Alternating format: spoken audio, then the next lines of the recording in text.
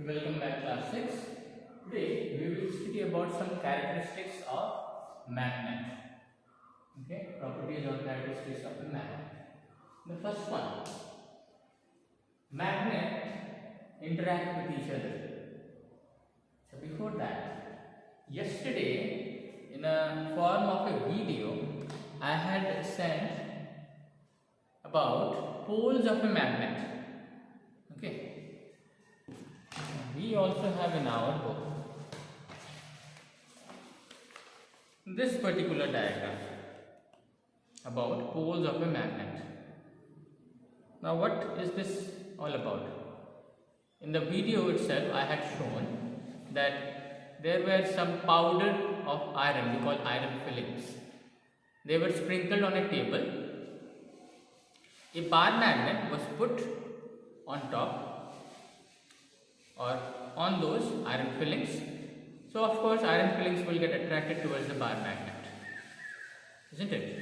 So let me draw and show you. This is the bar magnet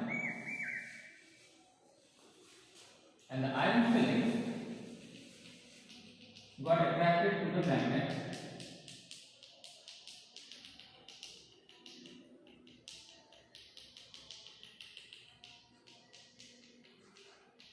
like this.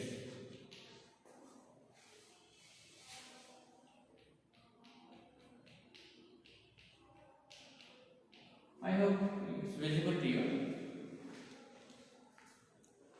So, as you can see, the iron fillings got attracted the most towards the corners. This corner, this corner. Whereas in this region, very few iron fillings got attracted. As if this particular region did not have any attraction power. Most of the attraction powers were concentrated at the ends. So, magnetic poles are these end points. These two end points where the attraction power of a magnet is maximum. Those regions are called poles. And we have two poles. By convention, we name them as North Pole and South Pole. Now, a north pole of a magnet, if you leave it suspended, hanging freely by hanging in the middle with a thread, a north pole will always point towards the geographic south, whereas the south pole of the magnet will point towards the geographic north. Alright, so by that convention, one side of the magnet is north pole, the other is south pole.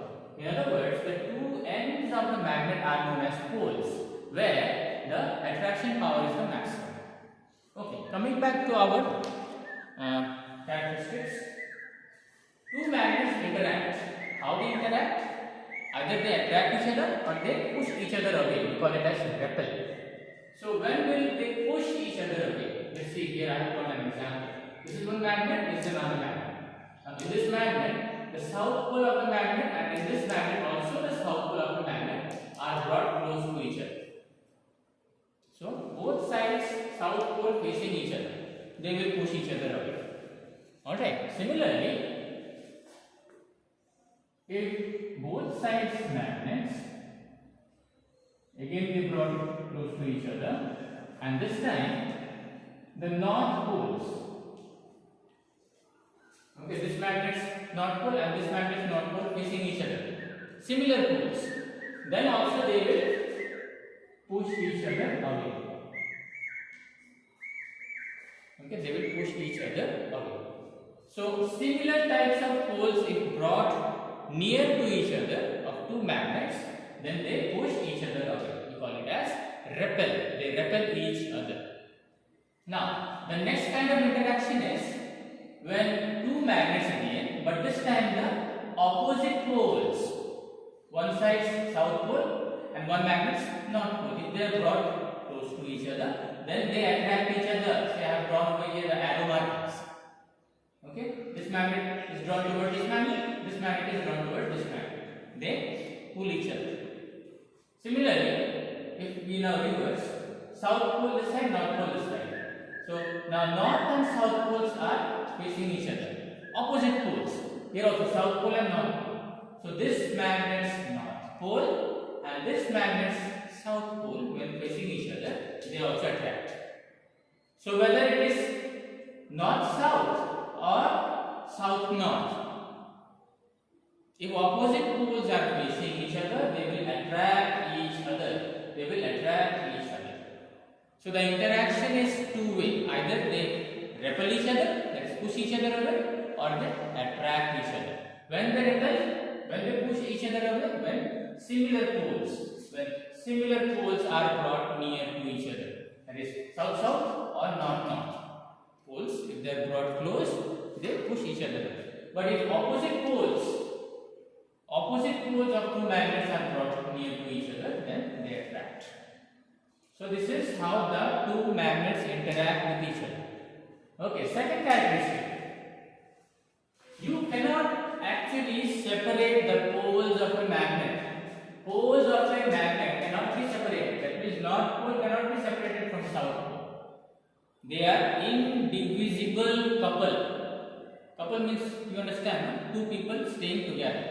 So two poles always stay together. If you try to break this magnet, which I have drawn over here, you cannot imagine one magnet to be only of north pole and the other magnet only of south pole. Each magnet, after breaking them also, each piece of the magnet will develop again the two poles. This side will have its north pole, this side will have its south pole. This piece also, this side will have its north pole, this side will have its south pole. In other words, when you cut it into half, you cannot have one magnet entirely consisting of north pole and the other magnet entirely of south pole. Again, this piece also, if you break it into two pieces, then also this north pole and this south pole cannot be separated. Again, the individual pieces will have its individual north pole and south pole, individual north pole and south pole. This couple, they cannot be separated. There is no divorcing in this case. Like how husband and wife divorce each other, no? So jokes apart. Here you cannot separate the poles from each other. No matter how many pieces you break it, even this piece also you break it into two, this also you break it into two, this also, those two pieces also will have their poles, both the poles, north and south poles. Okay? So two poles cannot be separated from each other.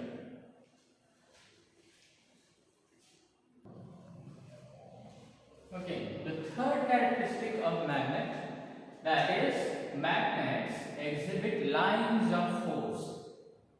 That means around magnets there are certain lines of force which are not visible to us, but we can feel these lines of force when you bring another magnet near this particular magnet. Okay, here is a magnet, you bring another magnet near it. They will start interacting with each other, either attract each other or repel each other. Because even that magnet has its own line of force, this magnet has its own line of force, they will disturb each other. Okay, they will disturb each other, and if both the lines of force are originating from the north pole, that means north pole's lines of force of this magnet and north pole lines of force from another magnet, when they disturb each other, they will repel each other, push each other. Remember the first characteristic we discussed? North pole and north pole repel each other. Similarly, same thing will happen when south pole and south pole will be brought to each other. So these lines of force are not visible, but you can feel them.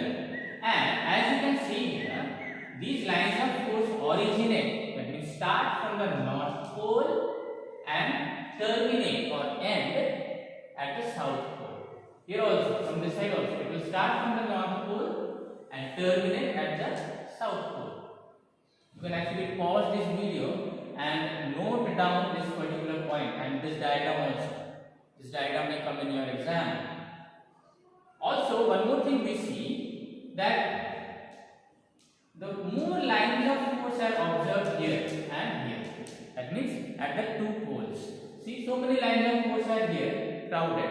Whereas when you move away from, then the crowd or the concentration of lines of force decreases. Here so many are there, here so little are there. Okay, here also see, so little lines of force here and so many lines of force here. So there are more number of lines of force near the north pole and south pole. That means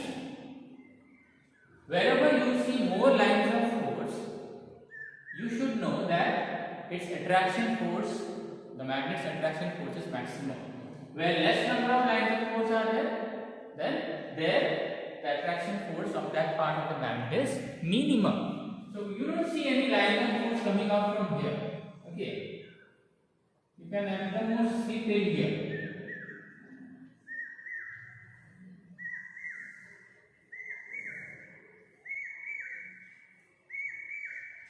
But you don't see anything in the center. Like no lines of force are coming out from the center of the magnet. Okay, all the lines of force are maximum towards the ends where the poles are. And as you go from the ends, you come towards the center, then the concentration of lines of force they reduce. So wherever lines of force are maximum, attraction force of the magnet is also maximum. That's why magnet have highest attraction power at the ends, at the poles. Whereas at the center, the attraction power of the magnet is, you can say, 0. Okay, it is minimum at the center. Okay, maximum at the poles and minimum at the center. Alright, so depending on the concentration or the crowd of magnetic lines of force, we can judge where the attraction power of the magnet is maximum. So magnetic field around a magnet is these lines of force. Okay, magnetic field, this is the field. If you bring any magnet outside of its field, alright, see, this magnet is outside the field of this magnet, outside the lines of force of this magnet. So this magnet will not feel any attraction or repulsion force of this particular magnet. If you bring this magnet now here, within the field, or if it is an iron nail, if you bring it within the field, then only it will get attracted. If it is outside the field of these lines of force, then it will not attract.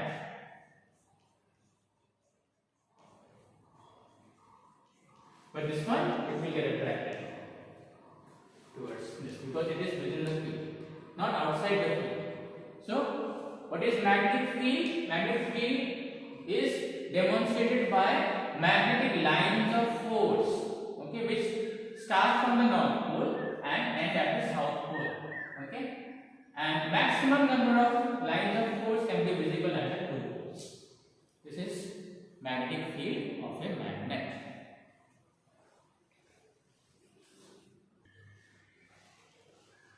The fourth characteristic is a freely suspended magnet. What's a freely suspended magnet? Like this. A magnet, it is tied, like this is a bar magnet. It is tied from the center with a thread and it is hanging from a fixed support.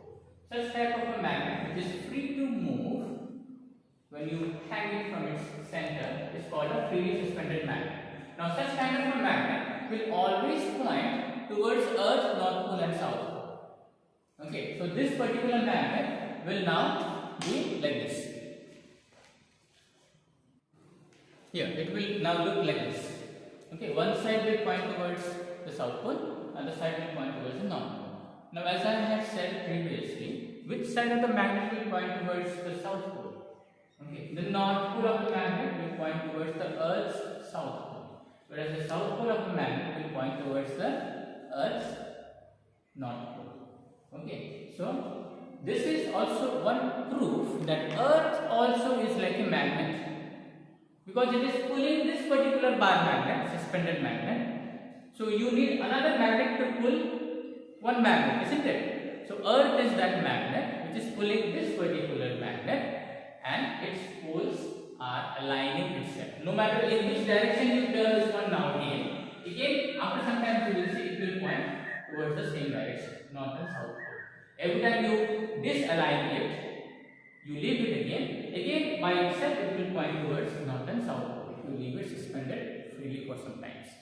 So this is the property of the magnet, that if it is left suspended freely, it always points towards the Earth's north pole and south pole.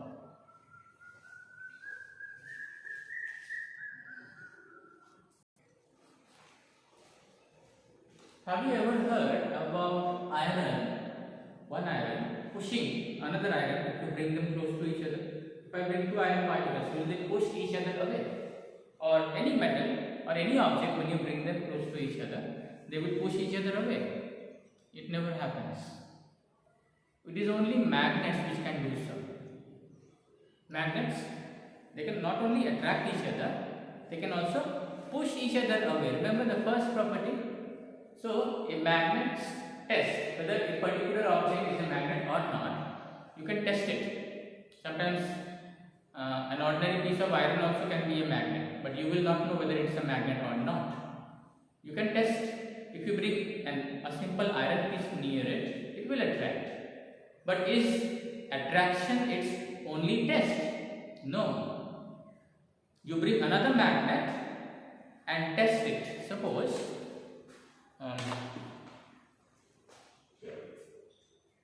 this is one magnet, imagine, and this is another magnet. If I bring them close to each other, they will attract. But now if I change one of the magnet's pole, suppose here was south pole and here was north pole. North and south will attract each other. But now if I change, now this is also north pole and this is also north pole. Will they attract? No, they will repel each other. So repulsion is also one test of magnets. Okay, that's what is the fifth property. Repulsion is the sheerest test. That means not only attraction, surely magnet will repel also each other. So repulsion also is one of the tests for magnets, and only magnets can do it. No other materials have this characteristic of repelling each other. Only magnets can do it. Alright, so this is the final test or final characteristic of magnets that I have to discuss with you.